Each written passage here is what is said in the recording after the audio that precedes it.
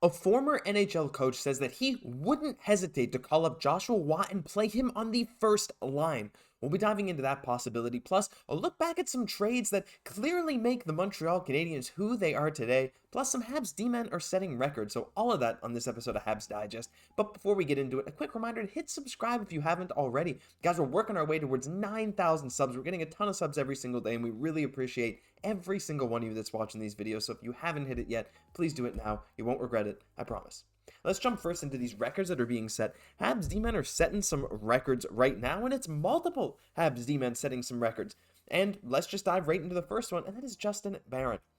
Justin Barron is the first Canadiens defenseman with 3 goals in his first 5 games played in a season since Andrei Markov in 2013. It's been 10 years since a Habs D-man has scored 3 goals in the team's first 5 games. And Andrei Markov, one of my favorites, if not maybe my favorite Canadian of all time. He was an offensive machine, offensive and defensive machine. Now, he wasn't put up 25 goals or anything as a defenseman, but he knew how to score the puck, right? We all love Andrei Markov around here, but to see Justin Barron tie his record from 2013, I mean, maybe not an all-time record, but still the most in 10 years, it's kind of ridiculous, right? And Justin Barron, I mean, we've talked about him a lot, right? He was a scratch to start the season, right? He was in the AHL. A lot of people were saying maybe Mattias Norlinder was going to get the spot over him. But no, well, Justin Barron wasn't in the AHL, but he was basically like that, right? He was the 7th D-man. And the Habs just decided not to play him. But he finally got his opportunity, and he made a season debut a little ways into the season. And what did he do? Well, he played amazingly. He scored a goal, and then he scored 3 goals in his first 5 games for the team. We're 8 games in now, and he has 3 goals in his last 5 games. Just amazing offense from Justin Barron, and that's kind of what we all wanted from him, right? Of course, coming over in the Arturi Lehkonen trade, Barron was kind of touted as a guy who could be the point man on your power play unit. He's a very, very talented offensive defenseman, and he is showing exactly that so far in this season. So awesome from him. But again, it's not just him. We also have Mike Matheson. With Mike Matheson's assist last night, 56 games played for Montreal, he became the 2nd fastest defenseman in franchise history to record 40 points with the Canadiens, NHL debut or otherwise, behind Sprague Cleghorn in 46 games played over 100 years ago. That's right, you're reading that right. Mike Matheson, in 56 games with the Montreal Canadiens, has 40 points. That is crazy. I haven't done the math on how many points per game that is. I'm going to do that right now as we keep talking, but man, has he been so impressive since he came over. And remember, we got him, I don't want to say for free, but essentially for free in the Jeff Petrie trade, and that works out to a 58.5 point pace for a season. So like 60-point defenseman for giving away Jeff Petrie, who steeply fell off a cliff. But then you got Petrie back for basically nothing, right? I mean, there's been so many analyses into that trade, that original trade, getting rid of Jeff Petrie for Mike Matheson, and then getting rid of Mike Hoffman and Rem Pitlick to bring back Jeff Petrie just to ship him off for Gustav Lindstrom. It's a bit of a mess, but all in all, that trade looks like it was amazing for the Montreal Canadiens, and to see Barron and Matheson scoring at this rate so far this season, I mean, for a team that was struggling to score a lot last year, to get this kind of production from your defensemen, it's going to be very key to the long-term success, so it's really, really awesome. But you heard me mention a trade, and we got to dive into this here. And look, we all know Kent Hughes is a genius, right? We always love to talk about Kent Hughes trades around here, but I saw a post on Reddit today, and it really put a lot of things into perspective. So let me just show it to you. Full credit to ICanSkate77 who posted this on the Reddit, but 6 out of the 7 top scorers on this team have been acquired via trade. Cole Caufield obviously was a draft pick, but Sean Monahan was a Kent Hughes trade with the Calgary Flames, where we also got a first-round pick out of that. Don't forget that. That's coming up in 2025. Suzuki, to be fair, that was a Bergevin trade, but that was the Pacioretty trade. Sure, Suzuki was acquired in a trade. Matheson, part of the Petrie trade. Pearson, part of the DeSmith trade. Newhook, the trade this offseason for a couple of draft picks. Justin Barron, supposed to be spelled with 2 R's, in the Arturi Lehkonen trade. That's 6 out of the top 7. Galley is 8th there, but the only one out of the top 7 that was not acquired via trade is Cole Caufield, and the only one out of those, other than him, out of those 7 that wasn't acquired by Kent Hughes is Nick Suzuki. So, look, we always love to talk about how Kent Hughes makes great trades, and it's always great to look at it. We have lots of prospects, we have lots of draft capital that we can move around for other players, but these trades are paying dividends already. Like, yes, Arturi Lehkonen's a good player out there, right? And yes, maybe Frank Nazar is going to turn into something great for the Chicago Blackhawks. And that's another point, too. By the way, Kirby Dach would almost certainly be on this list, but he is injured. So that would realistically, if we're being real, that would be 7 of the Habs' top 8 players acquired via trade, 6 of them acquired via trade by Kent Hughes. And a lot of teams try to build up through the draft, and while that's definitely a viable strategy, when you can be Kent Hughes, you can go out, you can do this kind of thing, bring these guys in to immediately contribute to your team while still being young. It's really, really amazing. And shout out to Sean Monahan as well, who maybe not as young as the other guys, but again, he's only 29.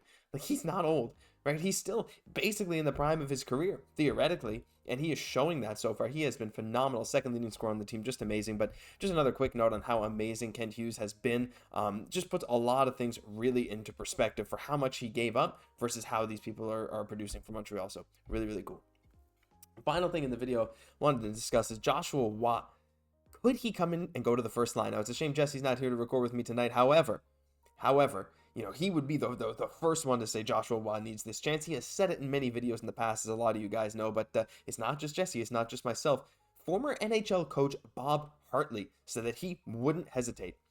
So he's basically said, like, look, imagine the groan wasn't huge in Laval when they saw Armia was called up. It's like, hey, that's fine, whatever. It's Yoel Armia, he's a veteran, it makes sense. But they basically said if the next call up is someone other than Joshua Watt, there might be some questions because he has just been phenomenal. He has 11 points in 5 matches so far. And they're saying basically if the Habs still want to see Suzuki and Caufield together, but they haven't been able to find that ideal partner, like Anderson's not really working out, Harvey Pinard's not necessarily clicking, why not Joshua Watt? And Bob Hartley said he wouldn't hesitate.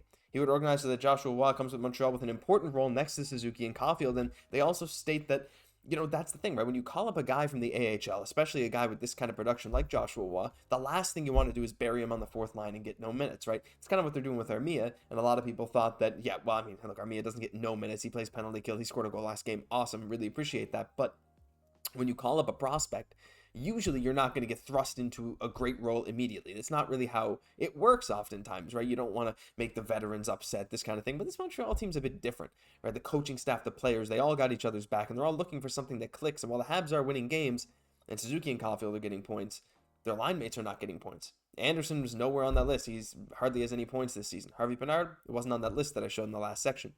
So what about Joshua Watt?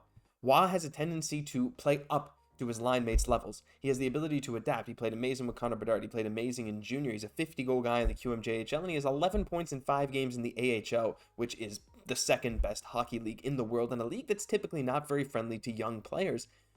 So why not?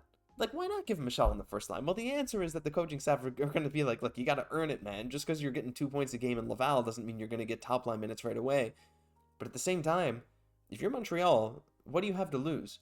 Let's all be real. This Montreal team, while we have a very hot start, 5-2-1, the predictions still say Montreal is going to be near the bottom of the Atlantic Division by the end of the season. However, if they find something to click, they might just have another little magical run in them like we saw a couple of years ago, right? This Montreal team has resilience and it has some fight. And Joshua Watt kind of exhibits a lot of those things, right? He exhibits a lot of the things you want to see out of a hockey player. And putting him on the first line, I think, could really benefit him and Suzuki and Caufield. I think he'd fit in very well. Now, his skating is, he's still not the fastest guy on the ice, but hey, neither is Sean Monahan. Neither are a couple other guys in the Habs, like Tanner Pierce and Brendan Gallagher, but they're still finding ways to be effective. So, do I think that this is kind of ridiculous? Yeah, a little bit. I mean, let's be honest, right? We're not calling up a guy from the AHL to play on your first line in the NHL. How often does that happen? But in the grand scheme of things, with this Montreal team where there's not a lot to lose, I feel like it could be a worthwhile risk, even if you risk maybe annoying some of the older players, which I don't think you would, regardless. I think a lot of these guys understand. But, the other risk, I guess, is rushing Joshua Watt's development. Is that going to be a problem? We've seen a lot of Habs prospects being rushed and not end up panning out the way we want them to. But that's the thing. You can always just send them down. If it doesn't work out on the first line, you're like, hey, maybe you need some more time if you can't produce with Suzuki and Caufield. Yeah, go back to the AHL.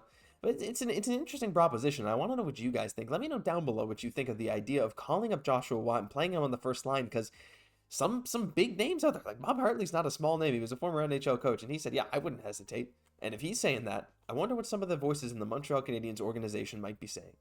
But that'll do it for this news episode of Habs Digest. If you enjoyed, leave a like, comment, subscribe to the channel. We really appreciate all the support, and we hope it continues well into the future. I've been Josh Gosse. I'll catch you in the next one.